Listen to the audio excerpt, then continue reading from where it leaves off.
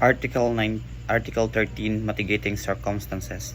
Those mentioned in the preceding chapter when all the requisite necessary to justify or exempt from criminal liability and the prospective costs are not attendant.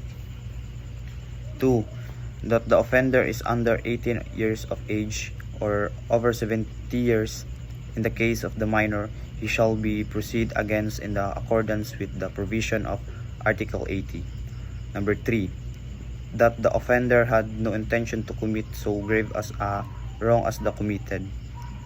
4.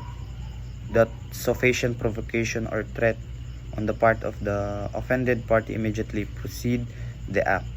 Number 5. That the act was committed in the immediate vindication of a grave offense to the one committing the felony, his spouse, ascendants, or relatives by affinity within the same degrees. Number 6.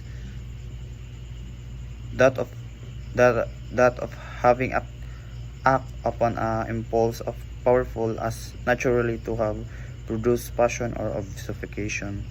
Number 7. That the offender had voluntarily surrendered himself to a person in authority or his agent, or had voluntarily confessed his guilt before the court prior to the prosecution of the evidence of the prosecution. Number 8. That the offender is deaf and dumb, blind, or otherwise suffering some physical defect which those restrict his means of action, defense, or communication with his fellow beings.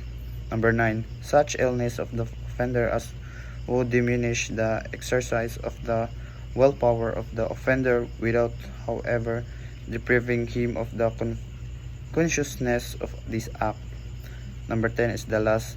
And finally, any other circumstances of a similar nature and analogous to those above mentioned.